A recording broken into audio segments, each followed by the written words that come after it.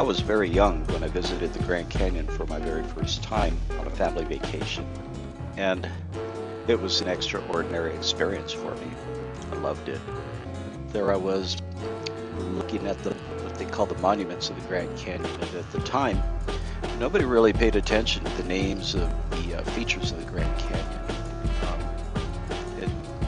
I'm 51 years old now, and it wasn't until I started investigating what I felt was needed to be investigated in the Grand Canyon concerning the Egyptian artifact find down in the underground dwellings, citadels, that and the Asian artifacts.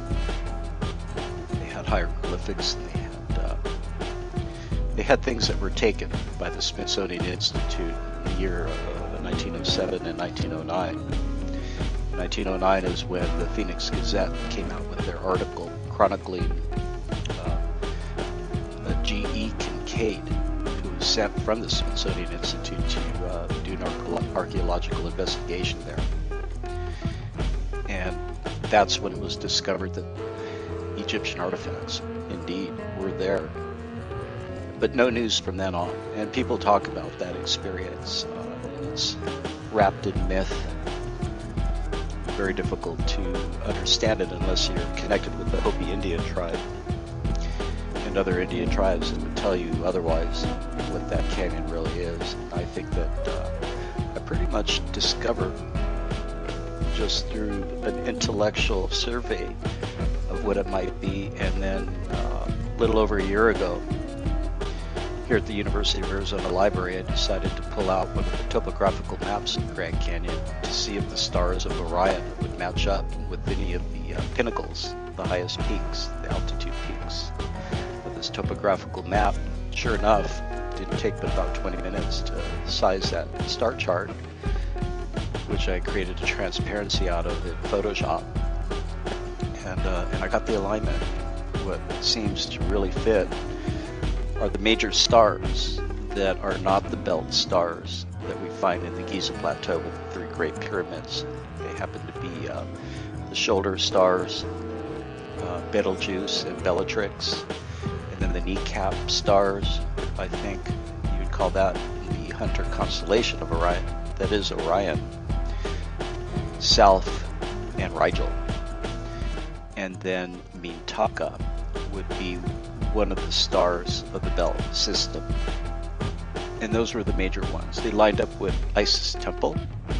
They lined up with Isis Temple is Rigel matches up with Sumner Butte. Bellatrix matches up with Isis Temple. Betelgeuse matches up with Tower of Set. And South line up with O'Neill Butte, where the natural arch is. And it's quite possible that reorienting this, I might get other matches, but these are the ones that turned out to be the closest. And recently I've been looking at the Pleiades star system. And so that was astounding to me, and it just made sense that all along in my life I couldn't figure out why a river could have carved angles into the rock formations, which seem to appear to be block formations, that when you look at the Isis Temple, for instance, it looks like a stepped pyramid. And if one were to restructure it by moving all the dirt that has fallen from the sides, creating the angles in between the right angles, you could probably form these into the four-sided pyramids that we find down in South America, Mayan pyramids. No river could have formed some of the features that we see at Isis Temple.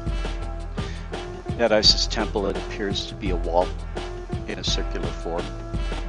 A river can't make those sharp bends and then create, perfect 90-degree angles in there, and then form almost like a circular sweep on both sides. So it amazes me that in geology they don't address these issues. I think that most of the river rocks. The Phoenicians, when they founded Carthage. Carthage grew strong and rich. They had such a powerful navy that for centuries they forbid the Greeks and Romans to even go out into the Atlantic. That was their private playground, their private domain, because they exploited the Atlantic world for their own wealth. And Carthage was known as an incredibly wealthy city. Carthage had Gibraltar, or as they called it, the Pillars of Hercules. That's one of the gates of their enemies. Frederick Pohl's book, Atlantic Crossings Before Columbus, quotes 2 Greek accounts of Carthage's secret Atlantic land.